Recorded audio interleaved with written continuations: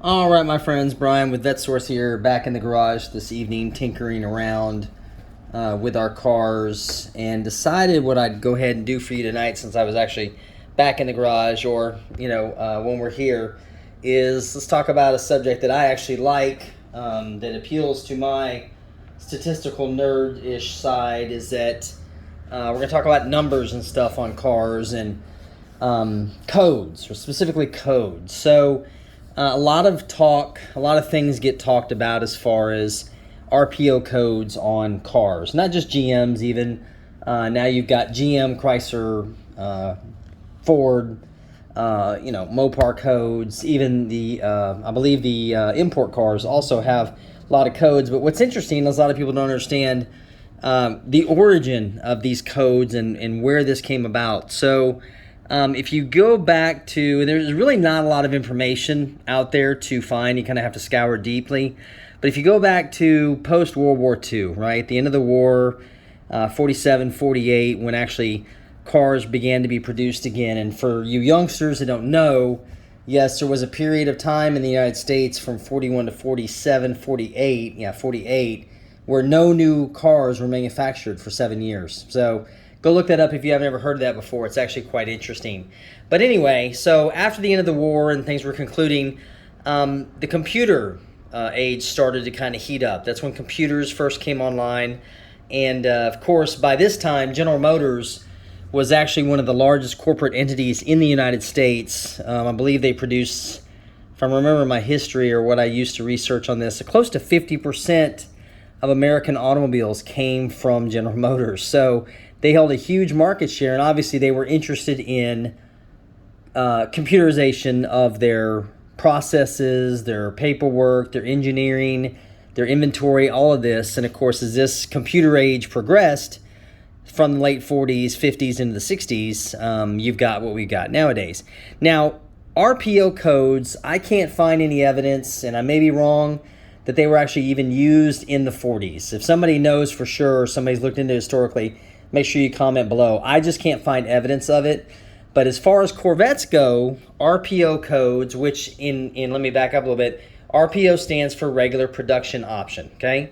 So RPO codes for Corvettes, at least, first appeared actually on the 53 Corvette, with the two options it had was the AM signal seeking radio, option 101A, I think it was, and the heater, which is 102A, right? So this is how basic RPO codes were in the early 50s. Now, I know there may be a few other Chevy lines or Cadillac or somebody else that might have used them. I just haven't found evidence of that. I'll have to probably do a little more research. But anyway, regarding Corvettes, the RPO codes came into existence essentially so that the manufacturer could keep track. Now, think about it this way.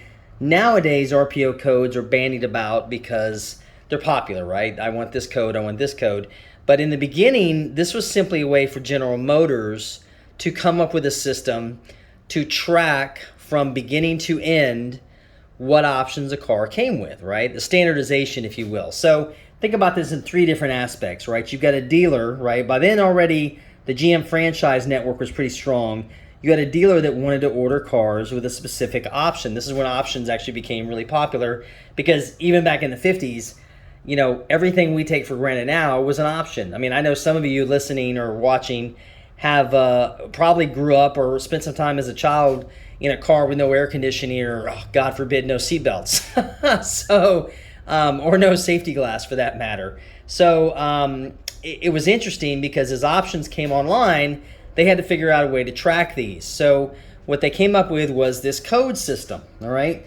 Now, the code system, as it started in the 50s, was very simplistic. Like I said, you got codes like 101, 101B, and I have a feeling that part of it, just based on the numerical, low number numerical, that they started with the premier divisions such as Cadillac, or in Chevrolet's case, the Corvette, which at the time wasn't the premier car, but they were probably using it because it started to come with options on the cars, right?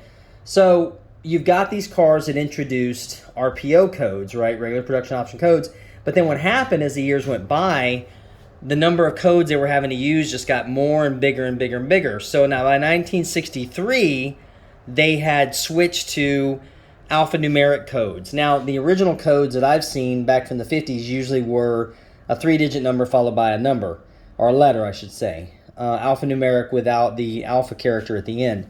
63 was the first adoption of the Corvettes in the mode where you had 2 alpha characters and a number after that, right? Or either a 1 alpha character with 2 numbers behind it, such as a C60, manual air conditioning, things like that. So it wasn't really until 63 that things kind of took off, and then, of course, they went out of control. Now, I'm not even going to go into how many hundreds of thousands of RPO codes there are out in the wild right now. It's even just for GM, right? Not only GM, but Chrysler had an amazing amount of codes, I remember. The Fords, I haven't investigated as much, but I know they exist. But there's so many codes running around out there that it's impossible to keep track of all of them, even especially with some of the overlap and other things that go on. So, for instance, you had cars that had RPO codes that the manufacturer established, and what they would do is your first line of doing this, and it was, again, practicality.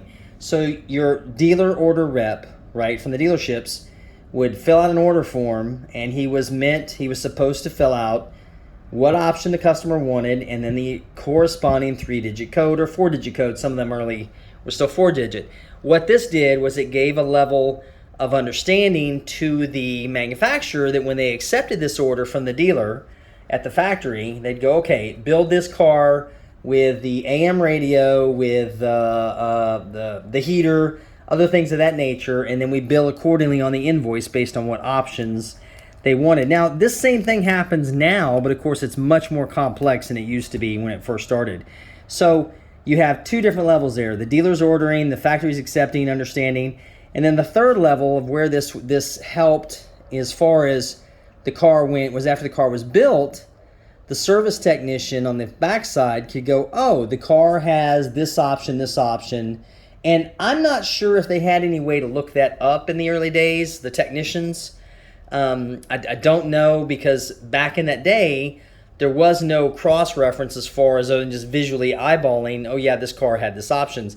That's why you get a lot of cars from the 50s and even the 60s, in the case of the Corvette, up until 66, that had no build sticker, no build sheet. You could put whatever option you wanted on a car when you were restoring it. So voila, you can make a Corvette Z06, right, 1963. And yes, the Z06 name is a lot older than you thought, but I think most of the guys that are watching here know about the history of the Z06. I won't go into that right now.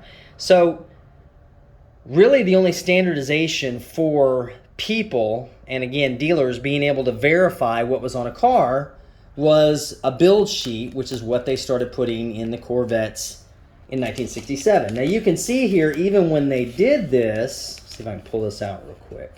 Actually, I'm leaving it in the plastic because I don't want to mess it up. So you can see here that a build sheet from 1969, right, has got, of course, your information across the top, and then your options spelled out here on the side. But then, of course, even the RPO codes are actually buried in the middle of other numbers. So if you look here, right, L71, and if you know cars, L71 engine, that's a 427 3x2 tri-power car, right? So you go down, you got K66, transistorized ignition, G81 is the axle, M21 is a transmission. What is that? That is our tires, P17s. And the other thing, there's an interesting one here on this one, L89, right? So that would be for aluminum cylinder heads on the L71, right? So it was interesting that they started to do this in 67, but this sticker was buried or glued to the top of the gas tank, and you couldn't get to it. There was no other way to identify what you were looking at. So that was their start. But then what happened, I want to say it was the early, I've read somewhere that the early 70s was when the trucks were the first ones that got the service parts identification labels. However, I can't confirm that because I haven't seen a truck from that era. I want to say it was actually closer to the 80s. But again, if anybody knows for sure, and here's the reason why. With the cars, at least, cars have been required to have a window sticker from the 1950s. They were required Trucks, however, were not, because trucks were always considered work things, and they weren't bought like they are now as toys, so they didn't bother with window stickers. Now, the window sticker on a car is going to spell out what option it came with, even in the 50s, and if you had that record, I guess that would be their reference material if a person took their car into a dealer. But with a truck, you didn't even know what spring rates were on there, what transmission, what gearing, the differential. There were all kinds of different options. So in a way, they really wanted to keep up with the trucks. Now, as the trucks progressed into the 60s and 70s, you also got, instead of having a window sticker, they had this service parts identification label on it, which gave a lot of valuable information to the cars. So this progressed from here, and by 1984, they decided to go ahead and put the service parts identification label on all the cars, and that really started, especially you can see it on the 84 Corvettes. Now, the C4s are the first year cars that have the service parts identification label. And what I'll do is I'll show you here, and over the course of the 14 years, I should say, that they produced these, the service parts identification label moved 3 different times. It started out in the back storage compartment area there. It went to the center console lid, and then it went back to there again. Now, I don't know if they finally realized that, hey, it was a bad idea to put on the center console, but that's what they did. So, if you've never seen one of these labels before, turn this on so you can see, there is a service parts identification label, okay? And it's got, if I can get my camera in here, it's in a kind of an inconvenient spot, but you can see it has all the codes, the VIN number of the car, the codes that are listed in alphanumeric order. Trying to get that light off there so you guys can see. And they're all in alphanumeric order, and it tells you what their purpose, or exactly in what order they're installed. And also, it actually even tells you what paint code the car has, upper and lower, right? So upper, I don't think it spells it. No, it doesn't, because there's no different lower. And of course, that 193 on the end there, that's simply just the interior color, which is black. Now, when they did this, this gave the dealers the ability to understand what was installed on the car and how it works. Now, it just so happens that the Corvettes have always had quite a few different options. So there are literally hundreds of different RPO codes for Corvettes over the years from the early time. And what's interesting about RPO codes that a lot of people don't understand, I'm going to close this out for a second so you guys can see this, but RPO codes, let's see here. Okay, so RPO codes are not just willy-nilly random codes that they throw out there. They're actually designed to be in certain families, okay? So if you look here, you can see the RPO, regular production option codes by family, is what GM calls it. And they kind of do the same thing even with the part numbers. The part numbers are assigned to, in batch sequence pretty much, based on the car line. Like on a Corvette from the mid-90s, the early ones, actually mid-80s, you're going to see a lot of 1410 part numbers, 1407 part numbers. Specifically, groups of part numbers in close relation to where they're at on the car. But I won't go into that today because it's a whole nother rabbit hole to go down. But you can see here that any of the C codes basically are assigned as air conditioning codes, right? Axles are F through H, right? Actually through G. Brakes are usually the J codes. Bumper components, V codes. Defoggers, C, 40s. Electrical, U. Engine related, K and L. You'll always see K and L's, exterior. So it goes down here, just shows you where these are grouped at alphanumerically and where they're going to be at, right? Now, the interesting thing about these codes is that the ones they don't really show here are the Z codes, right? The Z06, the ZR1, the Z71s, any of those, right? Those codes typically, the Z codes, are codes that are comprised, or regular production options that are comprised of other individual RPO codes. So, for example, a ZR1, a Corvette. A ZR1 Corvette is comprised of a ZR1 engine, which is an LT5 engine, which is another RPO code, and several other RPO codes that are assigned to it that are part of the package, right? It's a ZR1 package.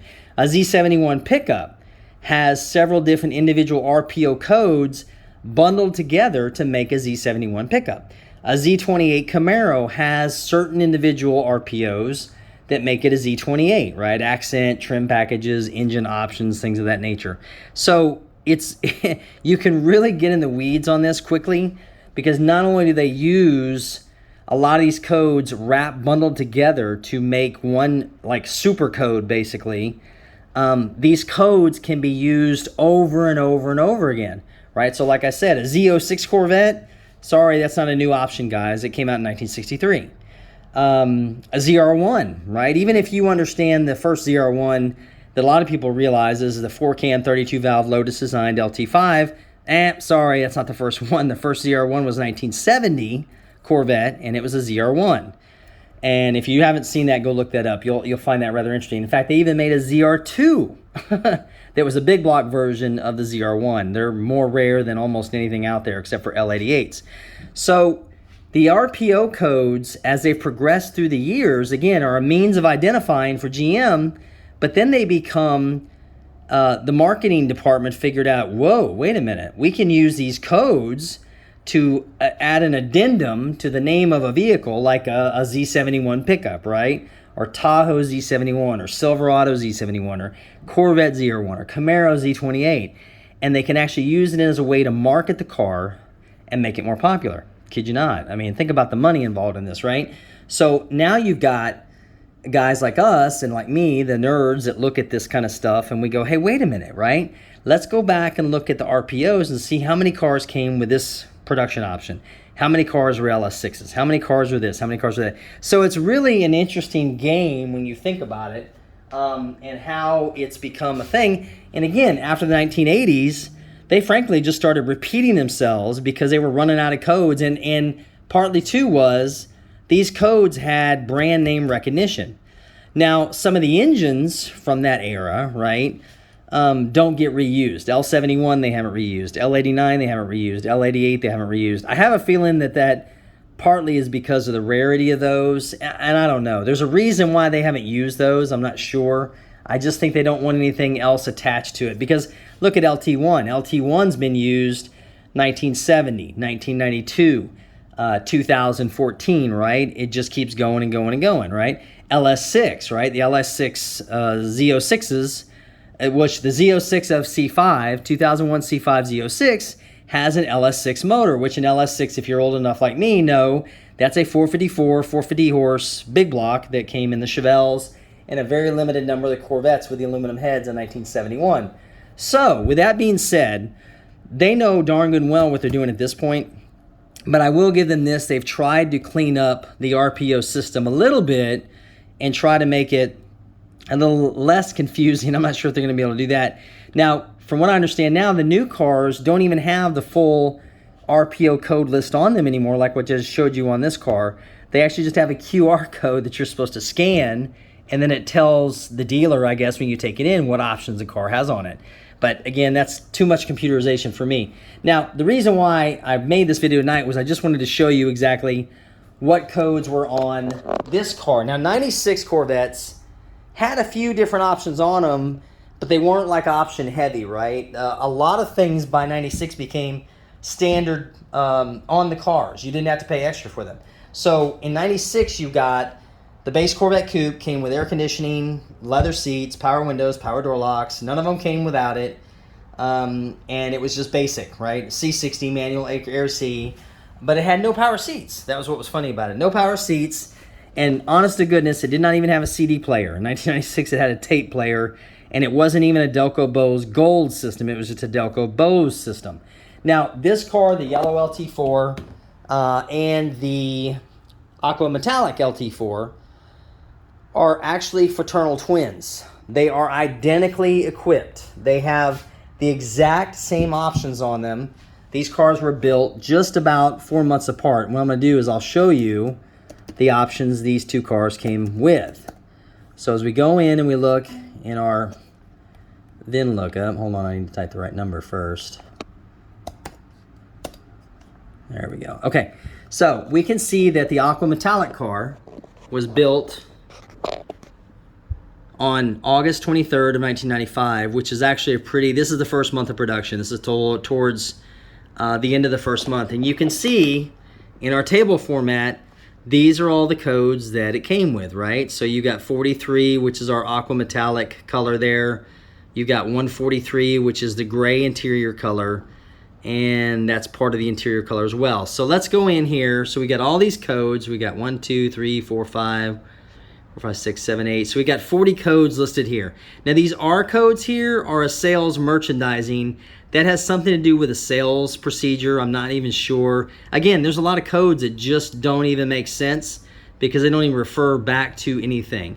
So let me show you here on our list side what these codes actually mean. So we go over here, and our 143 obviously is a leather light gray, interior tint trim light gray, and see these codes are redundant. This is a 14L and a 143, right? This 1AY always indicates this was a stock order. So what this means is this was not an order that a car that a dealer ordered. This was just something that GM built and sent to a dealer as part of allocation for the year. Now, this is the option package, right? So Corvettes, for some reason, these years had a 1SA, which was the base of stripper cars, the 1SB, which was the cars that had a few options on them, and the 1SD, which was for convertibles. Convertibles are the only ones that show 1SD. For some reason, the 1SC was skipped. I think the Camaros and F-bodies had the 1SC. But for some reason, they did not use it on the Corvettes. Maybe because they already came fully loaded. So you've got, obviously, the 24S is our roof color removable panel, which was blue, which is the body color. Exterior color primary, which is our aqua metallic. Your AG1 indicates adjuster, your six-way power driver's seat adjuster, which some of these cars did not have. At the 1SA cars did not get a driver's power seat. AG2 is also the adjuster, six-way power for the passengers. So the AG1, AG2 are your power seats. The AK5 is simply just referencing your restraint system. AR9 would be your basic seats in the car. That would be these seats right here. Now these are the base seats for the Corvettes of this year, actually 94 through 96. With that ribbed portion, they do not have that really interesting stitch pattern with the emblem at the top. Those are the sports seats, and those also have the lumbar and bolster controls, which I know a lot of people like them. I don't really care about them. I like those seats better. They're just a little bit more easy to deal with as they get older. So these cars had AR9 seats, and the BGR, look, there's an RPO code for Bowling Green, Kentucky, which is hilarious when you think about it. Now, you also get into C2L is your roof package. That means this car came with both roofs. So both of these cars came with the body colored roof, and then there's our see-through roof, our blue glass roof right there. And it's not glass, it's acrylic. It's plastic. They also came with the upgraded AC, so C68, which would be the front electronic control air conditioning. The DL5 is simply an RPO showing the decal, roadside service information. DL8 is outside remote mirrors. FE1 suspension, which would be soft ride suspension, right? Federal emissions certification. GM3 axle code 345 ratio, which again is only with 6-speed cars. You don't get that with an automatic. Interior trim design. I'm pretty sure that references that this is an AR9, not the AQ9. I think that code's different on the AQ9s. J55 brakes. Now, this is an interesting one. This confuses a lot of people. J55 brakes were made specifically for heavy-duty cars, Z51s, and or ZR1s from 90 through 95, right? When they discontinued the Z51 option in 89, that's when they went to FX3. So 90 through 94, you couldn't get J55 on a base model Corvette. However, in 95, they gave all the Corvettes a J55 brakes. They upgraded every one of them to the 13-inch brakes and the bigger pads and rotors. So the bigger brake calipers and rotors. So every car, every Corvette 95, 96 has a J55 brake, which is a heavy-duty brakes. Now, I have seen a couple of cars off the assembly line with a scratch out on the I think the base brakes were J56, there was something else. And somebody on the assembly line scratched it out, put J55 with their signature on the side of it, probably because they ran out of inventory at the time and just put whatever they could on the car. Your KG9 alternate or generator, just an interesting piece of trivia there. So your KG9 alternate generator was 140 amp, that they still refer to it as a generator is hilarious. Your LT4 engine, high output, ML9. Now look, you've got two M codes for the transmission, manual 6-speed, transmission manual 6-speed provisions. So these codes overlap, but they mean the same thing. You've got NF2, federal tier 1 emissions, NG5 registration, emission, certification, 50 state. Your steering wheel is obviously sport leather wrap. And what's funny, it shows this as an RPO, but every 94 through 96 Corvette had the exact same steering wheel. There was no option on the steering wheel. Your wheels are 17 by 8.5 front, QB6s. And then, of course, those R values I was talking about. And all your radio options are right here. So U1F, radio, AM, FM, stereo, cassette. Your instrument cluster electronic, which fits in with electronic radio. Your U75 antenna, power chrome. Your UXO speaker system, extended range. And then the V73, which is just a vehicle statement, which I don't even know if that's part of the label or not. And then, of course, we do have the label information, consumer, and XA, your tire front 255 and tire rears 285. So it's interesting the way it works out. And if you look here, we go back to our other car. And you can see that there's the same set of basic codes, right? Except with the color change of a black interior with a competition yellow exterior. And again, instead of having 4 of these R7 merchandising sale orders, I only have 1 on this car for some odd reason. Now, some of these cars too will show up with different codes. Like every Corvette of that era had a keyless entry, and some of them don't have that code for keyless entry. It's AUO, I think, and then some of them do. I don't think this one is. I was going to show you this one because it's interesting. You know, you see how many codes this car has on it, right? And of course, this is an LT4. This is actually an Aqua metallic, one of the 60 built. LT4 6-speed, but here's to me the coolest part about this. You see that EXP? Now think about that. What does that mean? That's going to be an export car. So this car went to United Kingdom. This one went to Great Britain. Oh look, European glazing for the glass. So that's interesting that they do things differently over there. And then of course they have to add all these extra options to the car. Yeah, parts package, export. So very interesting. There's a few other changes in there that I won't go over right now. And then this one here, or was it this? Yeah, it was this here. So when you look here, this is a convertible. Now this is a competition yellow LT4 convertible. Okay, so this is a pretty much a full loaded car. It does not have both tops, but there's that 1SD code that I'm talking about. So again, you come back in here, and the 1SD is package option 4, which of course makes it more expensive. It's convertible. It's only for the convertibles. And then of course this convertible had not teal tops, but it did have these sports seats. Let's see what it lists here. For sports seats, it had,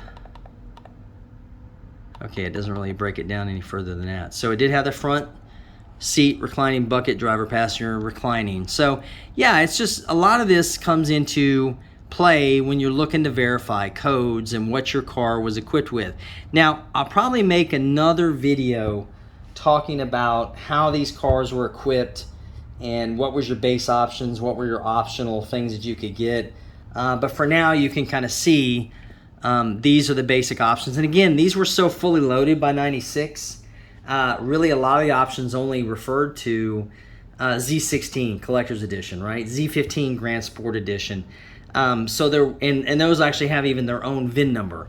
So there's a total difference in what goes on with those.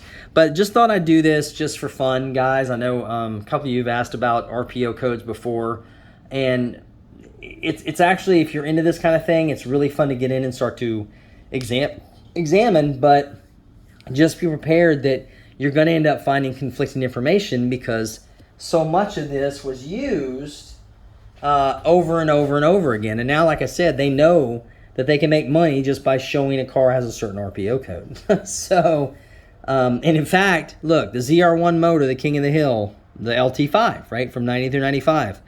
The new motor in the new Z06 is going to be an LT5. So they've attached LT5 RPO code not only to the new Z06 for C8, but they've attached it to the 1990-95, which, if I'm remembering, that's the first time they used LT5, but at least now, I think we're back. I think I heard that was going to be a dual overhead cam, but I might be wrong on that. So anyway, that's going to close things out tonight. I just realized I sat here and talked for 30 minutes, which is more than what I normally do. But again, this is kind of my geek side of what I like to do with Corvettes, looking at numbers and such. So hope you enjoyed it. Let me know what you think in the comments below, and I will catch up with you guys next week. We'll see you then. Thanks again.